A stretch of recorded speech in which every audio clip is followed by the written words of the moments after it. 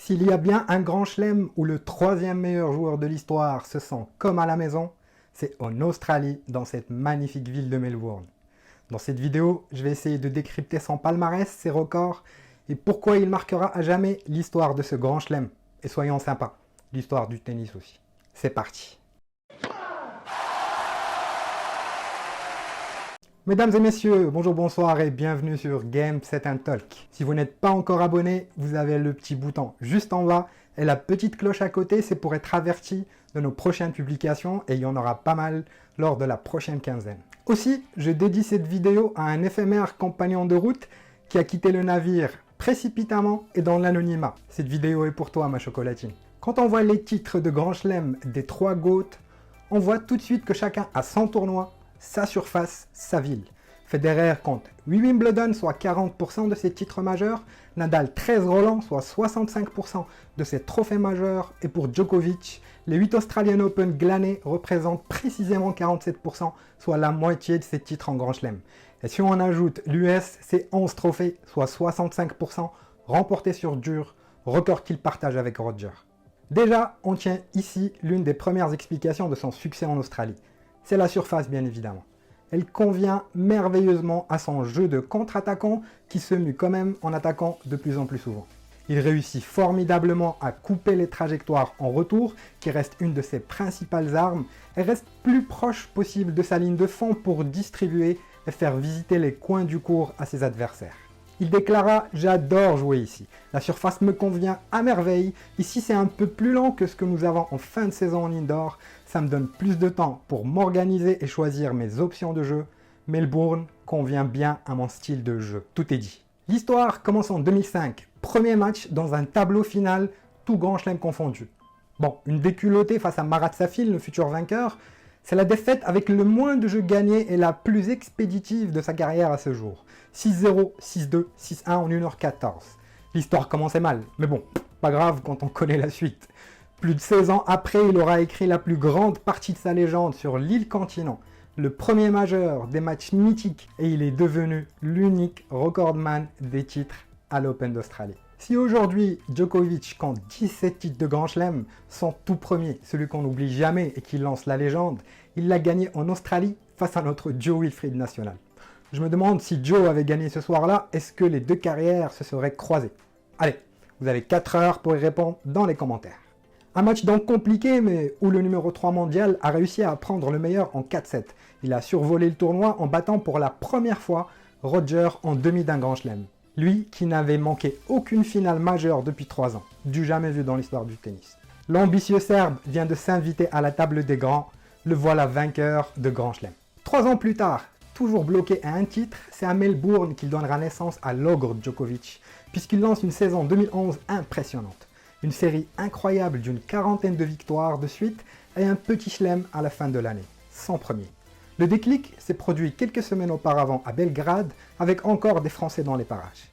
Avec ses potes, ils ont gagné la première Coupe Davis de leur histoire, ce qui a donné une nouvelle dimension au Serbe et lui a fait pousser des ailes qui n'ont cessé de grandir depuis. Il survole le tournoi en battant Federer en demi, puis Murray en finale et s'installe définitivement comme le 3e meilleur joueur derrière Federer et Nadal, est loin, très loin devant les autres. L'année d'après va consacrer un autre aspect qui fait que Djokovic domine tant, c'est son physique. L'édition 2012 marquera les esprits avec la finale la plus longue des tournois majeurs, 5h53 face à Rafael Nadal. Pas la plus belle niveau tennis, mais une des plus harassantes à jouer et à regarder pour les téléspectateurs. Même mené dans le 5e, il revient après un craquage de Rafa et une balle pour s'échapper 5-2 dans le 5e. Vous vous souvenez peut-être de ces images de la cérémonie du trophée où on voit les joueurs les mains sur les genoux dans une symétrie parfaite avant qu'on leur amène les chaises pour ne pas s'effondrer. La préparation d'avant-saison où il travaille énormément son physique l'aide souvent à performer à Melbourne sachant qu'il a une longueur d'avance sur tous ses adversaires. Contrairement à l'US Open qui se joue sur la même surface, mais souvent le corps et la tête traînent les combats de la terre et du gazon. La dimension physique qu'il apprend tout son sens dans ce tournoi quand on sait qu'en demi-finale, il a joué un match d'anthologie face à Murray qui a duré 5 heures et 5-7. En gros, en 48 heures, il aura passé 10 heures, 48 minutes sur le court.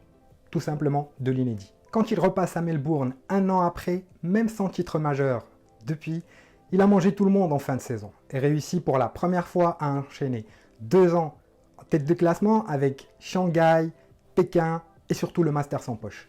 Troisième clé, la confiance. On connaît le bonhomme, il a besoin d'avoir une confiance inébranlable dans son jeu et ses choix. C'est comme ça qu'il arrive souvent à renverser ses adversaires et se sortir de situations compliquées. Et cette confiance à Melbourne, il la tient souvent de ses fins de saison top niveau. Cette année-là, le match de la quinzaine était en 8e face à Wawrinka, qui se transforma pour la première fois de Stanislas à Stanimal. Mais malgré tout, Djokovic, comme à son habitude, s'en sort au bout du suspense. Même sous les 2 coups, il défend comme un mort de faim, un match en 6-7 ou presque. Bon, avec 12-10 dans la 5e manche. Et en finale, il retrouve Murray, encore, qu'il bat à nouveau. Et en conservant 3 années de suite sans titre, il devient le premier et l'unique joueur à accomplir cet exploit en Australie. Le maître de la ville est serbe et il s'appelle Djokovic.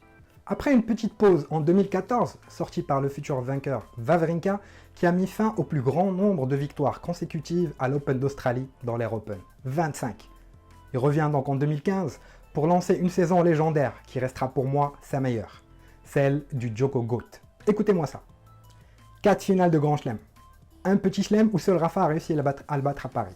Les ATP Finals ou le Master si vous voulez. 6 Master 1000, 11 tournois gagnés, record de points ATP en fin de saison.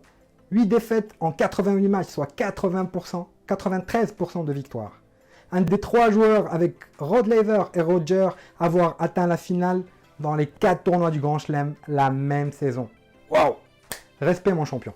Bon, il va falloir attendre longtemps avant qu'un joueur ne réalise pareil exploit sur une saison. Revenons à Melbourne, où cette fois-ci, ce qui va lui permettre de sortir de sa mauvaise série, c'est sa stabilité personnelle et familiale.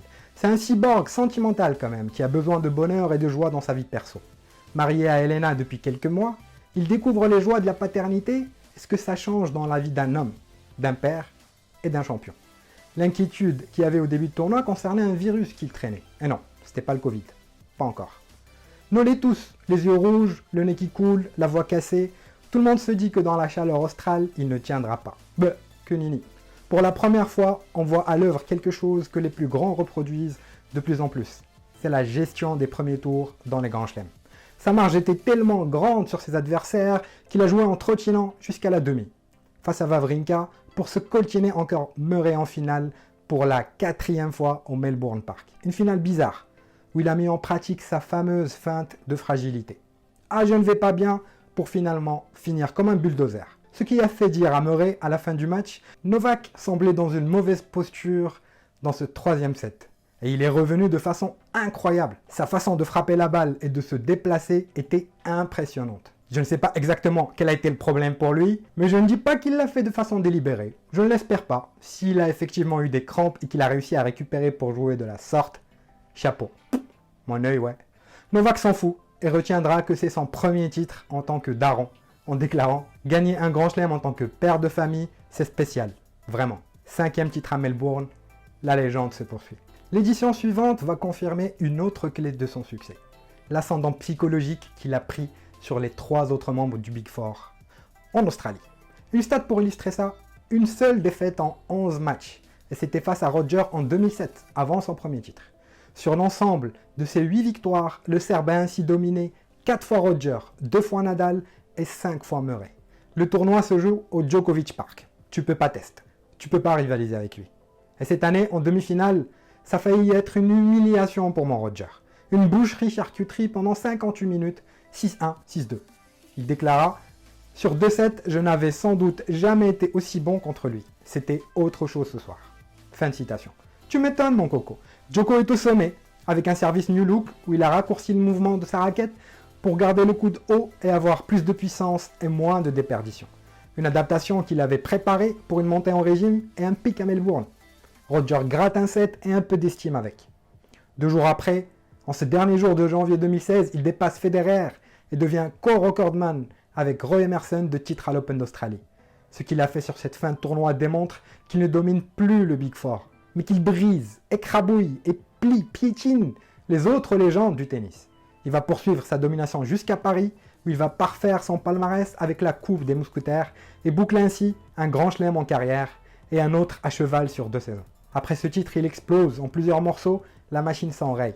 Physiquement d'abord avec de multiples blessures et mentalement ensuite, où l'envie était moins là, voire pas là du tout. Va s'en suivre 2 ans sans titre en Grand Chelem, où il est sorti du top 20 pour la première fois depuis le début de sa carrière.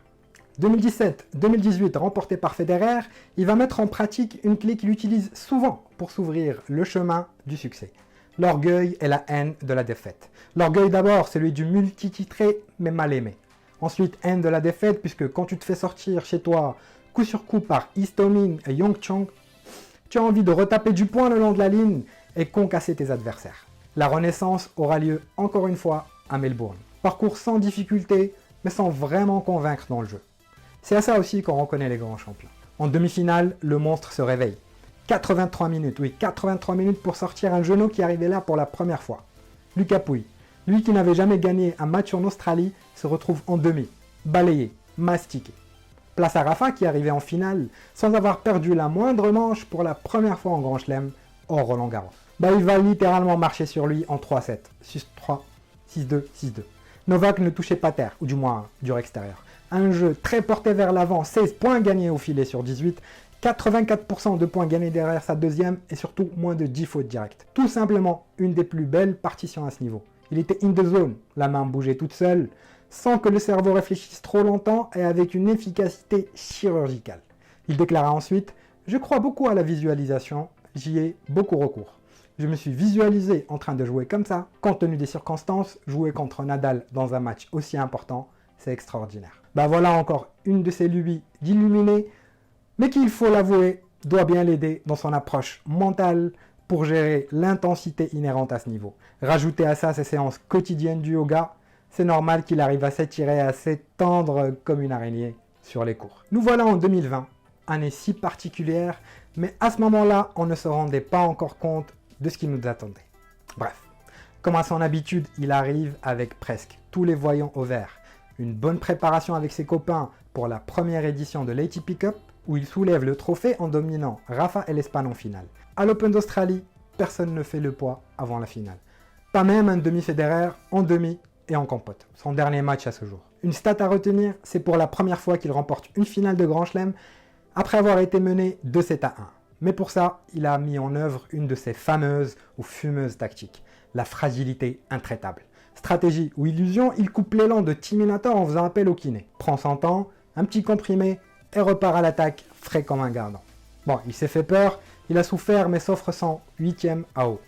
Rejoignant ainsi Federer et Nadal qui avait gagné en moins 8 fois le même majeur. Il prouve aussi qu'il est le roi des finales en 5-7 en Grand Chelem. 4 victoires pour une seule défaite. Comparé aux deux autres, il a gagné 80% de ses finales en 5-7.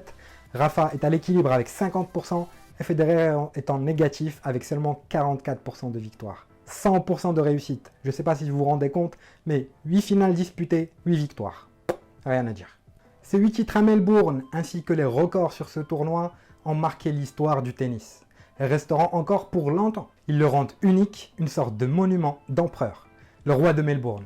Et en ce mois de février 2021, il sera encore le grandissime favori et candidat numéro 1 à sa propre succession pour un 9e titre à Melbourne, 18e Grand Chelem et rester ainsi le 3e meilleur joueur de l'histoire.